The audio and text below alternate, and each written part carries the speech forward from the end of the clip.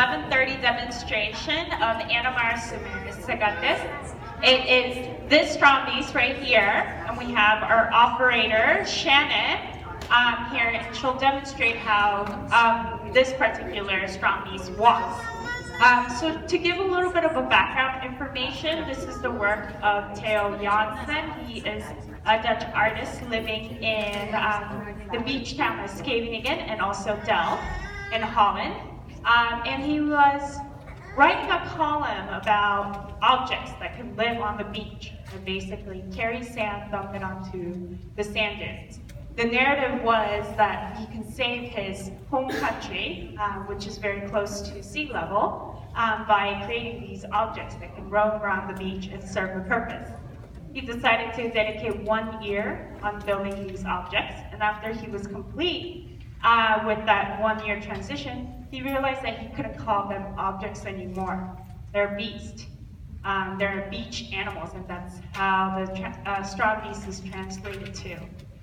And after completing the Strandbeest, it's been actually 25 years, he's been continuously evolving them.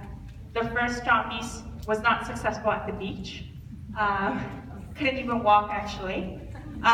So I think that just gave him a challenge year after year. Now we have a beast that is able to detect whether it's near fluffy sand or soft sand and make a decision to turn around. It can detect whether it's near the shore and the water is coming in, and it can walk away from the water. It can also have a sweat gland system that flushes out any of the sand or debris that's caught between the joints, so it'll have a nice smooth operation. It can charge itself using the wind stomach system, and all that I'm talking about is actually Strandbeest, which is on the other side. Our little guy over here have none of those features. All it can do is walk on compressed air. And this is because Animar Sumeris did not do well at the beach. So Theo kind of adopted it as an indoor version, and he kind of modified it so it fits into the space real well. The reason why it didn't do well at the beach is it kept on doing nosedives, kept on sinking in. So we're gonna actually watch it walk, and I'll explain to some of the mechanics of it while it's walking.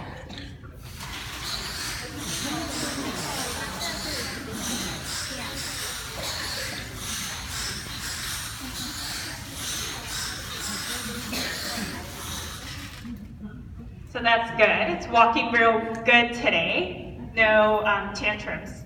I heard over the weekend a shout out of Pistons, so it does have that. We don't know what's going on every day, what they feel like.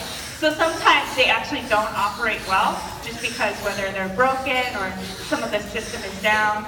And Theo, when he was here, the way that he puts it is that they really don't feel like walking that day.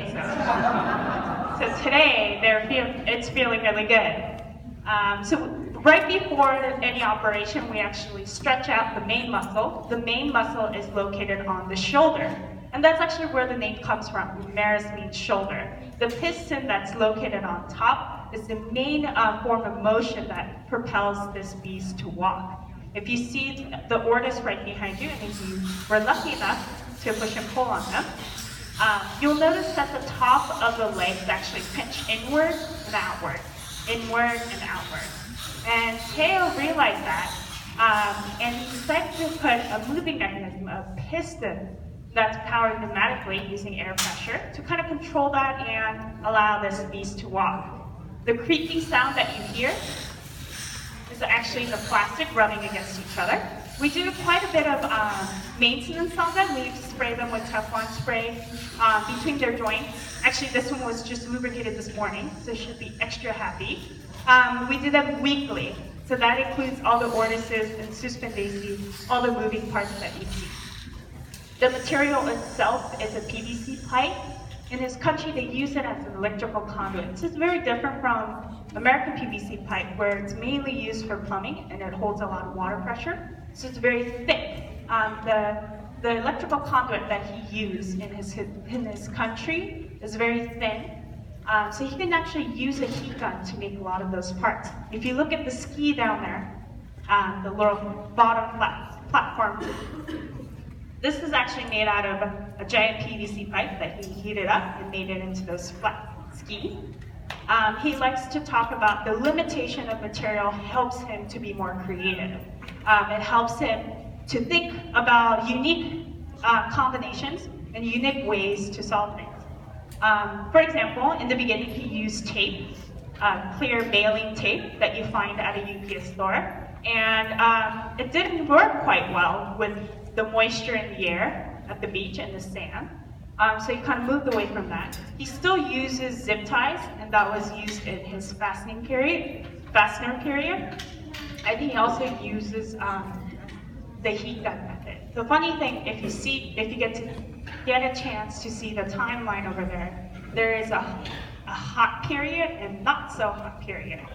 And that is because he realized that when he used the highest heat setting on the joints, it would look completely fine, but after a year, it became very brittle. So over time, he realized that he needs to use a medium setting on the heat gun, and thus came the not so hot period. So he still uses that format. So it's kind of interesting to see that he carries on that work well to the next generation and kind of forgoes and let goes of the Strandbeest that didn't work quite well. For example, in the beginning, he had a little Strandbeest that carried a shovel and basically dug into the sand and flopped it over. We don't have that Strandbeest anymore. Maybe in the future he'll make it into a better one, but we don't have that one. This one is the newest one we have in the exhibition, and it's unique in a sense because of its movement. If you see Strandbeest, the way the giant one walks, it actually walks in pulses. It has pistons that look like ski poles on the ground, and when it's projected 45 degrees to the angle, and when it's ejected with high pressure air, it kind of extends, and that kind of extension propels the beast to move forward. It does take time to retract the piston and set itself again. So when you see it walk, when you see Saganta's walk, you'll notice that it's very different because it has one perpetual motion. It walks just like an tortoise, as if you are pushing and pulling it.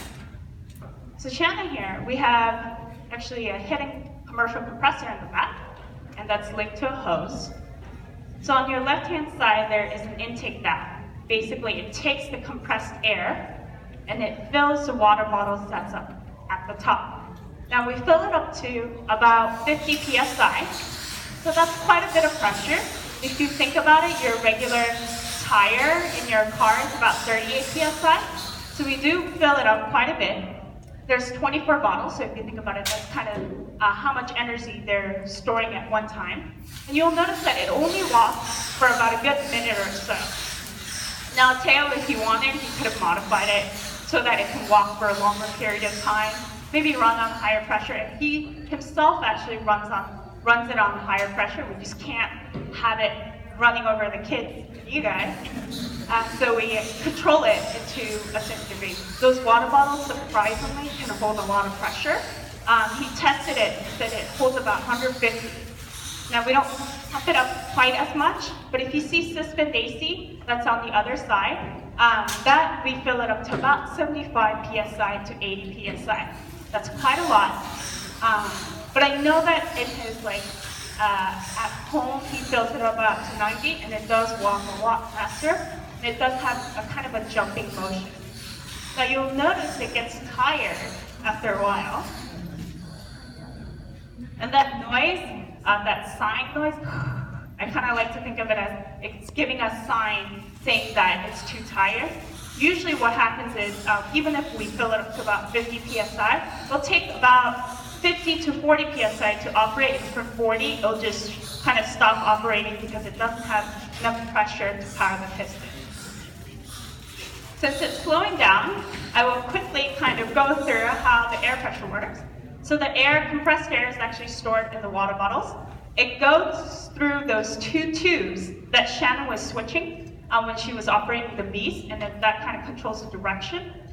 And one is an intake and one is an outtake. And depending on whether you put it on intake or outtake, the Strandbeest's piston up on here either decides to shrink or extend. So depending on shrinking or extending, it propels them to walk forward or backward. Once the air is applied, it actually goes in through this timing mechanism.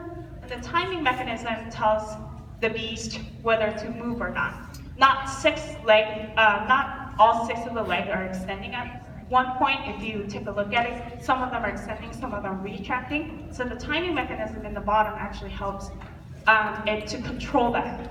Whether it's to let the air in and have the pistons extend, or let the air out and have the pistons to retract.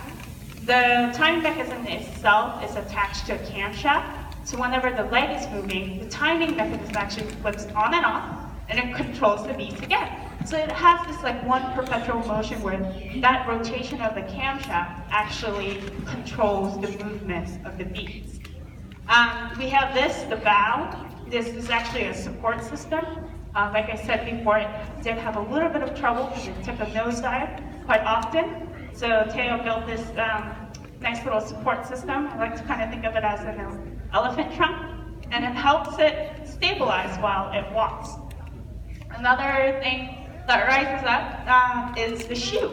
If you notice, Podiacula, which is on the other side, a lot of the other strong beasts in this exhibition, including Suspendesi, has the smaller shoes. That is because Teo realized that with this moving parts and having so much force in the front, the small shoes kept on digging into the sand. So Teo developed nowadays shoes where he kind of puts it on and kind of helps it to walk on fluffy sand better.